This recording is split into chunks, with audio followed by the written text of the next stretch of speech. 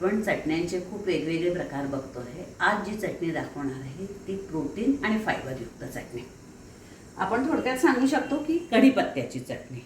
1 बोल कढीपत्ता मी घेतलेला आहे आणि त्याच्यासोबत घेतलेले आहे ते 1 बोल तीळ.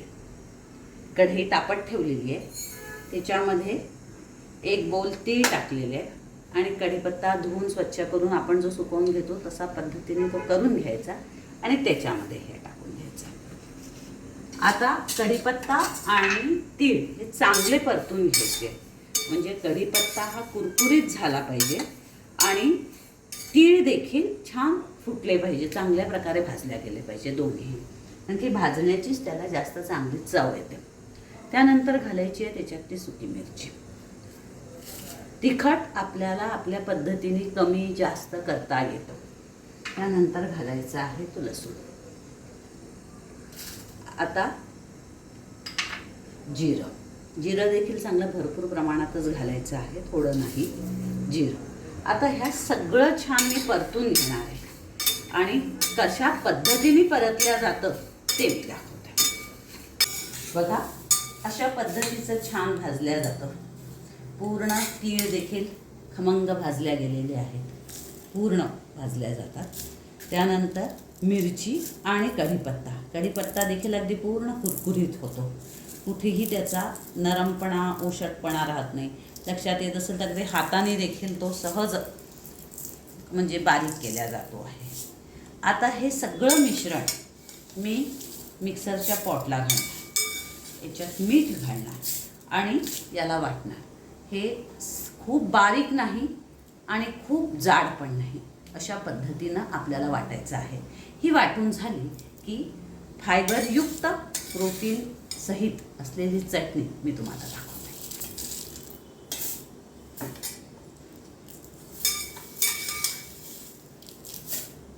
सगळं मिश्रण आपल्या मिक्सरमधच्या पॉटमध्ये घातलं आणि आता चवीला घालायचं आहे ते मीठ.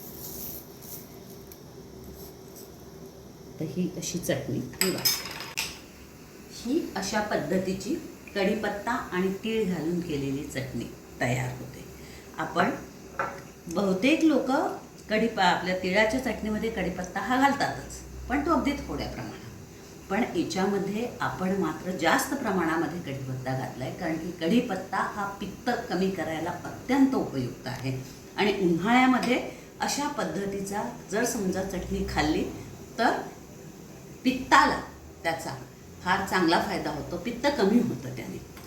ही चटणी खरंच भाकरीसोबत किंवा पोळीसोबत, दुपारच्या पोळीसोबत वगैरे खूप छान लागते आणि ती सहज आपण हातावर घेऊन पण सहज खाऊ शकतो आणि पित्त कमी होतं. आमचा हा व्हिडिओ आवडला असेल तर लाईक करा, शेअर करा, सबस्क्राईब करा. त्याहीपेक्षा सांगेन चटणी करून बघा, खा आणि ते आम्हाला कळवा. धन्यवाद.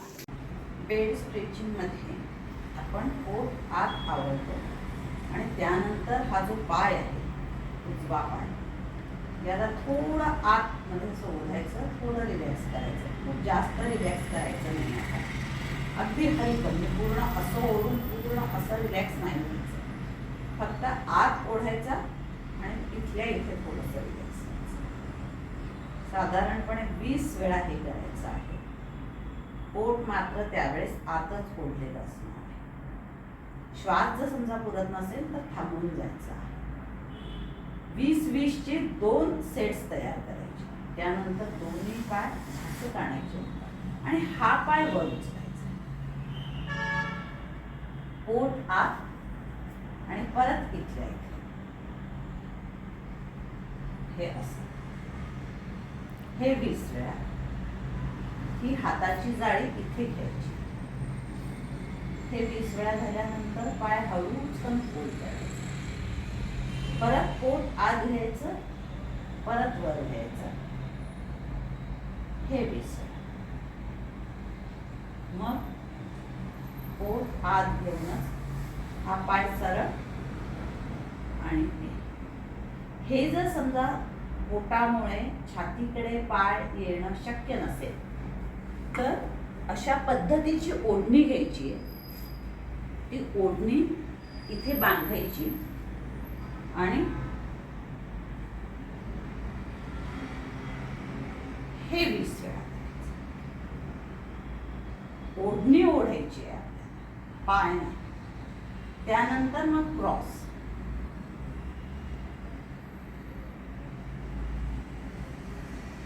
मग पाय खाली ठेवायचा आणि करताना आपल्याला हे अशा पद्धतीने करायचं आहे.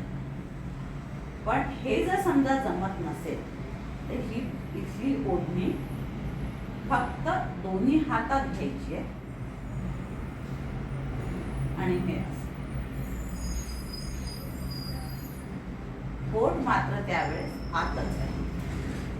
पोट असल्यामुळे किंवा हाताच्या मसल स्टिफ असल्यामुळे हा हात इथे पोहोचत नाही आणि म्हणून हाताच्या मसल्स जोपर्यंत रिलॅक्स होत नाही तोपर्यंत आपल्याला ही ओढणी घेऊन हा व्यायाम अशा पद्धतीने करायचा. हे झालं की मग तिथे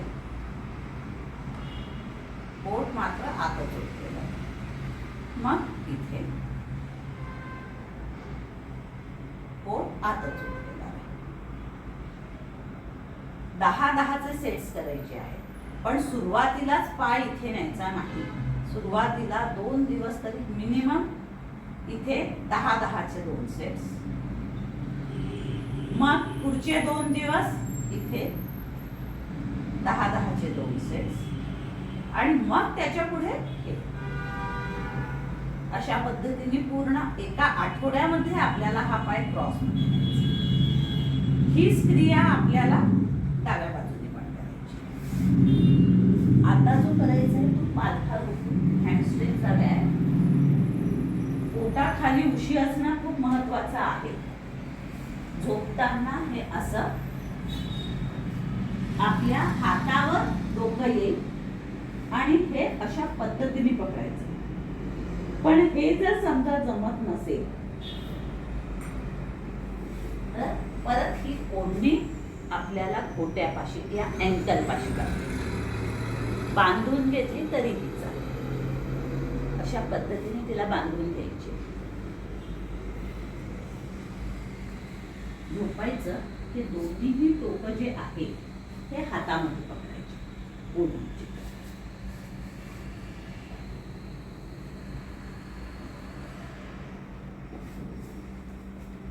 परत आपलं डोकं जे आहे ते इथे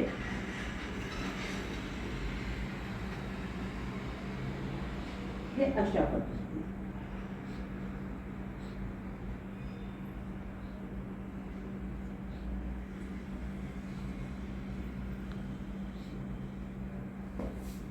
याला हॅमस्ट्रिंग म्हणतात. मांड्यांसाठी असलेला हा व्यायाम आहे. त्यानंतर पुढचे बेस्ट स्टेज जे आहे ते सांगितलेलंच आहे की ब्रिजिंग कोअरसाठी. धन्यवाद. पता है 10 में से ना 8 पेशेंट्स हमारे पास आते हैं, वो ये कहते हैं कि हम ठीक से सो नहीं पाते हैं या बहुत देर से नींद लगती है, नींद ही नहीं आती है ना. इसे हम कहते हैं हमारे लैंग्वेज में insomnia, which is very very common these days, right. आप जो सुन रहे हो उनमें से भी बहुत सारे लोग इस प्रॉब्लम से जा रहे होंगे या कभी ना कभी definitely 100% people have this. So इसका जड़ क्या है, चलिए उसे समझते हैं. एंड ये है आज की positivity tip. Okay, and today I'm only going to talk about the emotional aspect, okay, because it is the thoughts that keep us awake if you really want to, see it from a very broader perspective, right? So one thing that we all can follow is never never never sleep with a dirty mind. And when I say dirty mind, I just mean better thoughts and better emotions, better vibrations, right? मतलब अगर मैं नकारात्मक सोच रही हूँ, मन ही मन किसी को कोस रही हूँ, अपसेट हूँ या दर्द में पीड़ा में हूँ, रो रही हूँ, कोई चीज़ को पकड़ के बैठी हूँ, कोई एक्सपीरियंस को मैं पकड़ के बैठी हूँ और उसी के बारे में सोच कर मैं परेशान हो रही हूँ, चाहे वो बच्चों को लेके हो, फैमिली को लेके हो, मनी एरिया को लेके हो. See if at all you are able to you think कि कुछ एक्शन लेना है तो आप कर लीजिए, वरना प्लान कर लीजिए कि okay I will think about this tomorrow from this time to this time, but accept the day, all the past, everything in the day, the way it is and the way it is not. Accept people exactly as they are and as they are not before you sleep. And even कभी कभी हमें लगता है कि अरे उसने मेरे से ऐसे बात की नहीं करनी चाहिए थी, या मैंने ऐसे जवाब दे दिया, मैंने ऐसे देना चाहिए था, और हम वही मन ही मन वो बात तो ख़त्म हो जाती है, वो इंसान भी चला जाता है, बट हमारे मन में हम उसको दोहराते रहते हैं, end that is what keeps us awake, right? So accept things quickly as they are not. Forgive yourself, forgive others quickly. And then if at all you feel there is something to be done, okay, schedule yourself, but you need to tell your subconscious, आपको अपने अवचेतन मन को ये बताना पड़ेगा कि आज का जो भी हिसाब है वो कंप्लीट हो चुका है और अब समय है इसको क्लोज करने का, right? So it is very very very important that you आप जो सोने से पहले जो आपके विचार है वो कैसे है ना? क्या मन में कोई अपसेट है, गुस्सा है, दर्द है, पेन है, these are all lower vibration emotions, and that is what I mean by dirty mind. Okay, so when you just cleanse yourself from all the negative emotions, all the negative thoughts, definitely your quality of sleep will be better.